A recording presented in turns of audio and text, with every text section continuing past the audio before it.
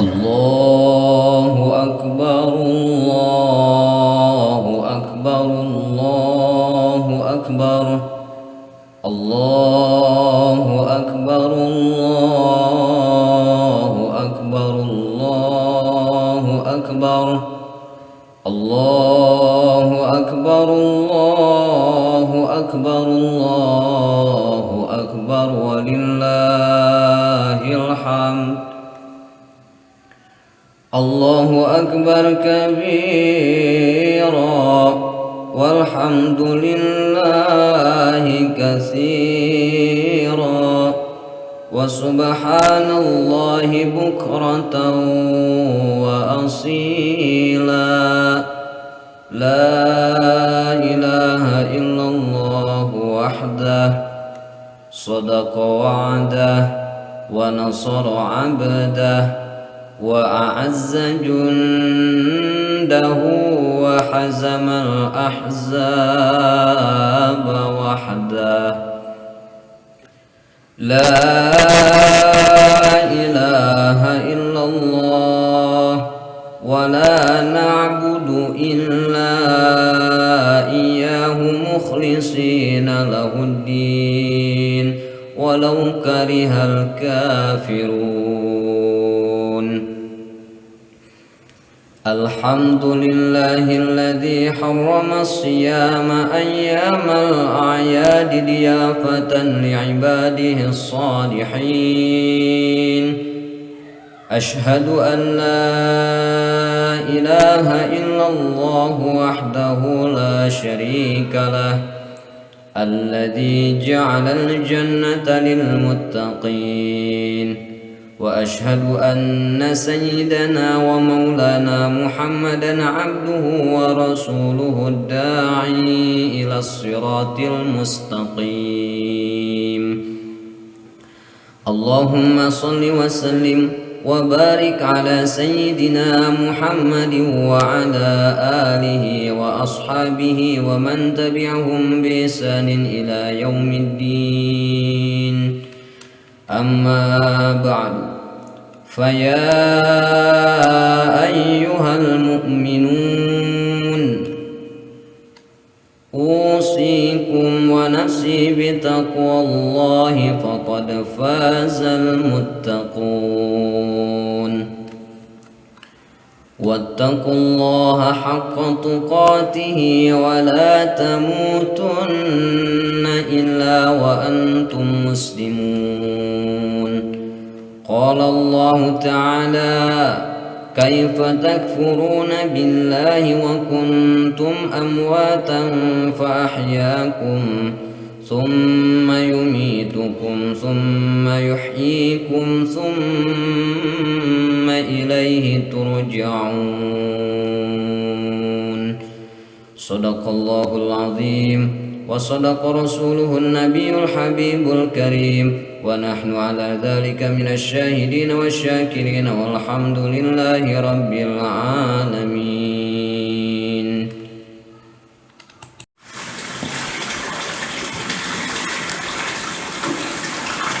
Hadirin sadayana jamaah salat Idul Fitri anu mulia, daya kalimat anu pangsae-saena anu diucapkeun ku urang dina danget ieu anging ti alhamdulillah. Puji syukur kanu Maha Agung, Dat anu murebeng alam, Dat anu parantos ngajajab urang sadayana dugi kana poe lebaran. Saparantosna urang berjuang nahan haus jeung lapar, saparantosna urang jihad mayunan godaan nafsu jeung amarah. Akhirna dugi oge kana ieu dinten, kana ieu poe di mana urang diharamkeun puasa jeung dikudukeun barang dahar. Shalawat sinareng salam mugi dikocorkeun salamina ka junjunan alam, yakni Kangjeng Nabi Muhammad sallallahu alaihi wasallam, Nabi nu janten pamimpin sadaya utusan, Nabi nu janten pamuka hidayah ka umatna. Oge shalawat sareng salamna mugia dilimpahkeun ka para sahabat, tabiin sareng tabiut tabiin, dugi ka urang selaku umat anu hoyong ngingingkeun kana syafaatnya.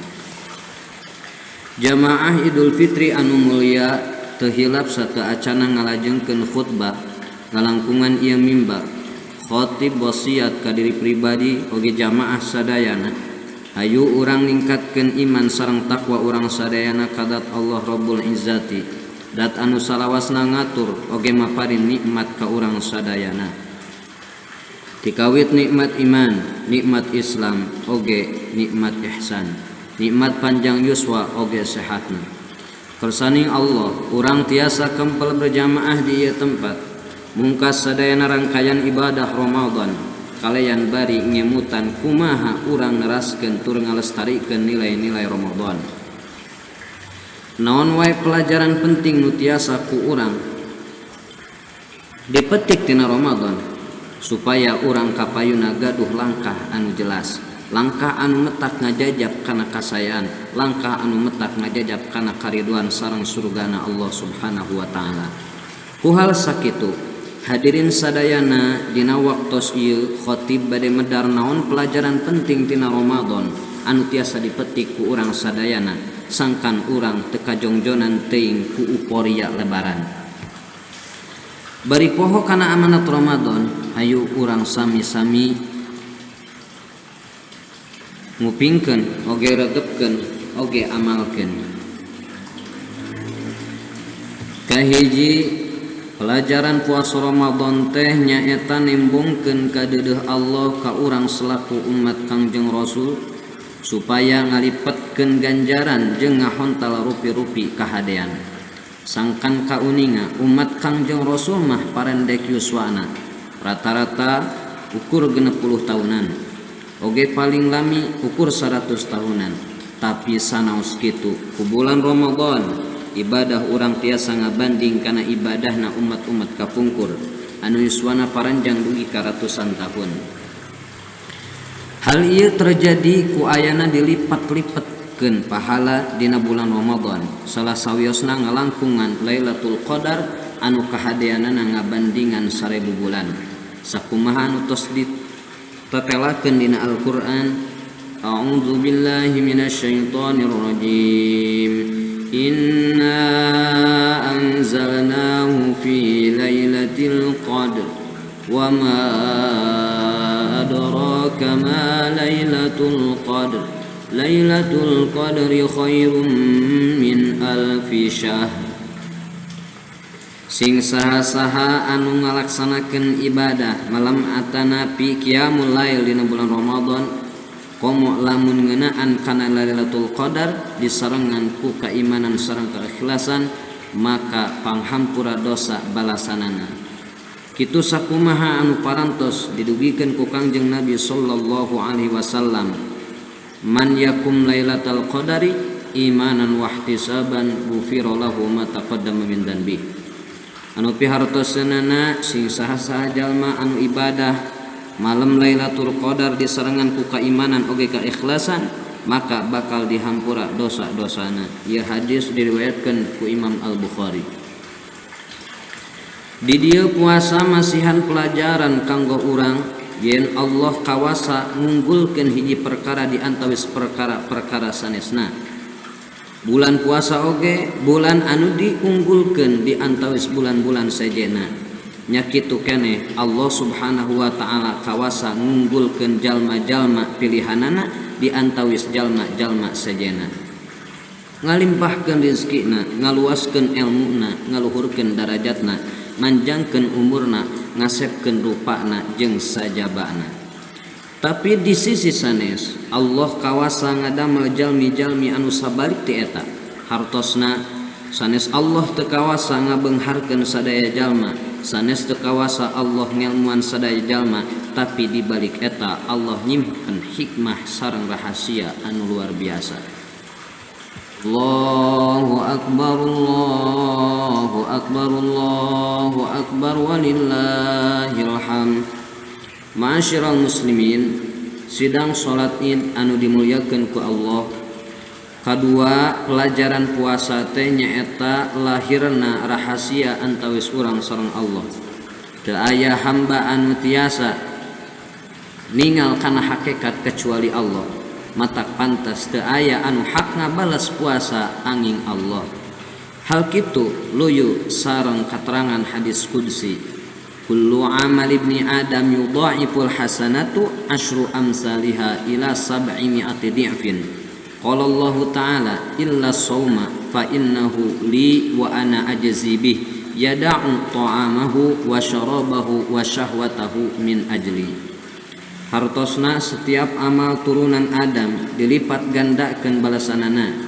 Hiji kasayan dilipat gandakeun kana 10 dugi ka 100 lipatna. Allah Subhanahu wa ta'ala ngadawuh angin ibadah puasa. Sanyanyana puasa teh keur kaula oge kaula anu baris ngabalesna. Sabab hiji hamba ninggalkeun syahwat jeung kadaharanana karna kaula. Hadis riwayat Imam Al-Bukhari. Pelajaran puasa ieu kalintang pentingna kanggo urang ngaitkeun sagala rupi perkara ka Allah, sehingga urang salawasna tiasa berhubungan sareng Allah, ngaraos ditetep ku Allah, diawasi ku Allah, kadituna urang ngaraos diatur ku Allah, digerakkeun ku Allah sareng sajabina. Intina sagala rupa anu terjadi teu aya anu luput tina katangtosan Allah. Nya kitu keneh urang ibadah teh sanes keur makhluk tapi kanggo Allah, mata kudu ngarasa aya di payunan Allah. Kadituna urang teu wantun ngarempak larangan Allah sabab ngaraos dipencrong ku Allah. Tah ieu anu namina ihsan sakumaha anu parantos digambarkeun ku Kangjeng Rasulullah sallallahu alaihi wasallam. Qala ya Rasulullah mal ihsan? Qala an ta'budallaha ka'annaka tarah fa innaka illa tarahu fa innahu yarak. Waktos ditaros Nabi Muhammad ku malaikat Jibril, ya Rasulullah, he Rasulullah, naon ari hartosna ihsan? Anjeun ngawaler ihsan teh anjeun ibadah ka Allah siga anjeun ningali ka Allah, sanajan anjeun teu ngaraos ningali ka Allah tapi Allah mah ningali ka anjeun. Hadis ieu diriwayatkeun ku Imam Ahmad. Tah ieu kedah leres-leres dijiwai ku urang sadayana. Urang ibadah teh hungkul ka Allah sing bener-bener khusyuk siga urang tos tiasa ningali sareng papayun sareng Allah. Mung saumpamina teu acan ngaraos papayun-payun sareng Allah, urang sing emut yen urang salamina ditetep ku Allah. Allahu akbar walillahil hamd.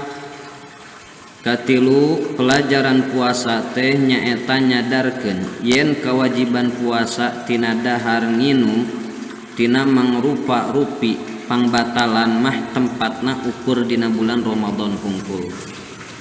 Tapi puasa tina rupa-rupa perkara haram sareng anu sanesna perkara tercela mah tempatna dina saumur hirup urang. Sareng deui lamun keur sajroning puasa urang sadayana dipiwara ngekar tina perkara anu halal maka komo tina perkara anu teu halal. Tah sanyanya mah puasa teh rek mere pelajaran pendidikan keur urang yen dina sagala rupa oge urang teu kenging kaleuweuhi sanaos eta perkara teh halal jeung milik urang. Rek tina jihad kadaharan, rek tina jihad gaul jeung bojo. Jadi maka imsak anu secara bahasanya eta ngaker saatos kaluar tina bulan puasa kudu bisa diterapkeun dina sagala bidang. Ngandung harti urang teu meunang kaleuweuhi kalebet dina poe lebaran ieu urang lain teu meunang bunga, lain teu meunang nganggo pakaian weuteuh, lain teu meunang meser kendaraan anu ngeunah, tapi kade urang kaleuweuhi sabab Allah Subhanahu wa ta'ala teu mikaresep ka jalma anu kaleuweuhi. Kitu sakumaha anu tos diamanatkeun dina salah sawios ayat, ya bani adam khudhu zinatakum inda kulli masjidin wa kulu washrabu wa la tusrifu innahu la yuhibbul musrifin. Hei anak incu Adam, pake pakaian anjeun anu endah setiap asup ke masjid, oge dahar jeung minum aranjeun, tapi ulah kaleuweuhi sanyanyana anjeunna. Allah subhanahu wa ta'ala teresep kajal jalma anu kaleuwih. Ye Quran surah Al-A'raf ayat 31. Malahan dina ayat sanesna mah jalmi anu kaleuwih teh diancam kagolongkeun kana ahli neraka, naudzubillah. Wa annal musrifina hum ashabun nar. Hartosna sanyanyana jalma anu kaleuwih maranehna kaasup kana golongan ahli neraka. Surah Al-Mu'minun. Cohagna mah Ramadan teh ngajarkeun kasederhanaan. Ramadan ngalatih urang nahan perkara halal, sumawana perkara anu teu halal. Urang kedah emut kana alam padang, poe panjang, negara Tanjung Sampurna alias alam akhirat teh namina anu bakal disanghareupan ku urang ngalangkungan alam kubur. Ketika urang dikubur, pakaian urang ukur boeh anu basajan, minyak wangi urang ukur kamper anu sok dipake ngusir cucunghuk.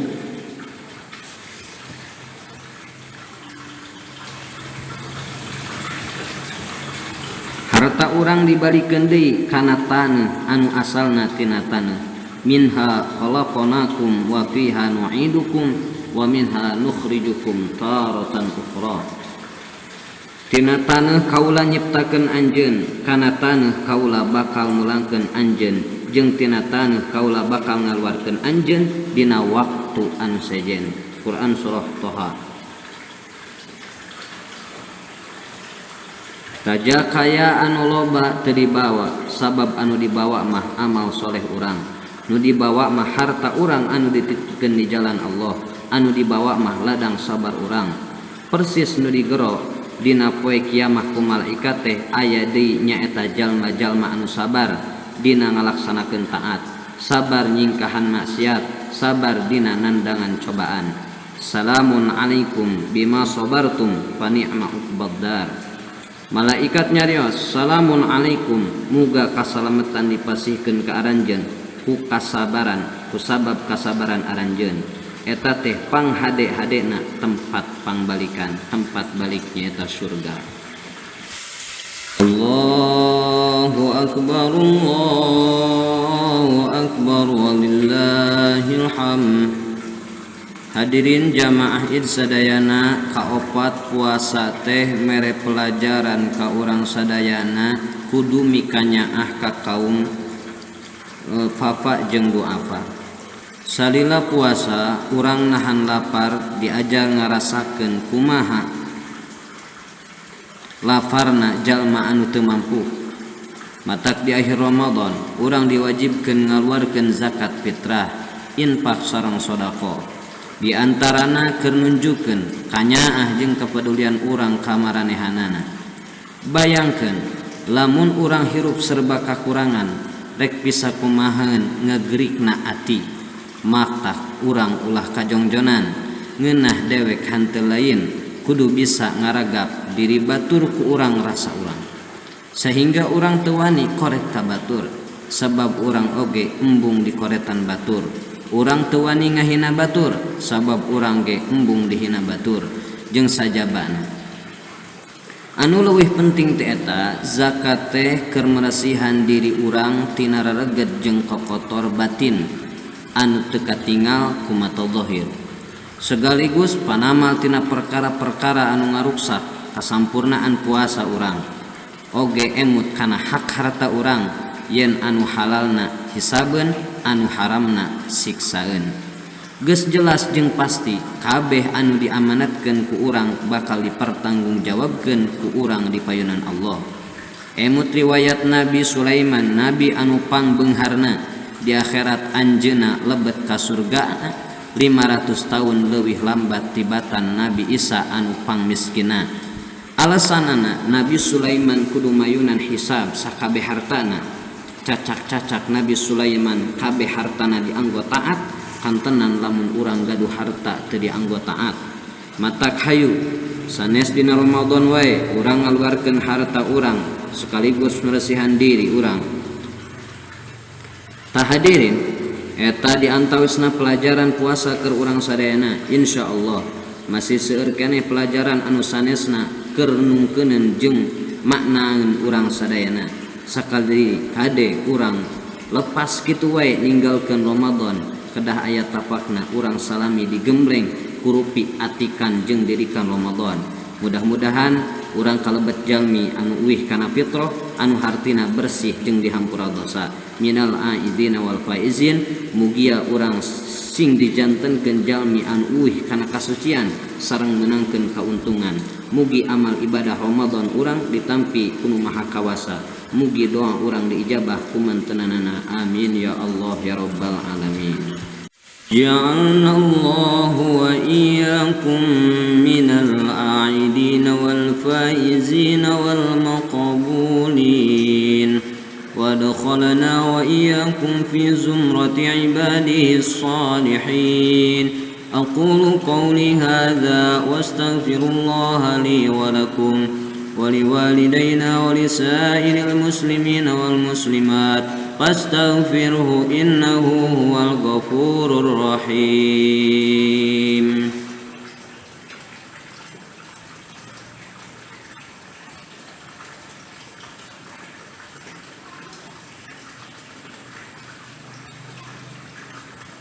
الله أكبر الله أكبر الله أكبر الله أكبر الله أكبر الله أكبر الله أكبر الله أكبر كبيرا والحمد لله كثيرا وسبحان الله بكرة وأصيلا.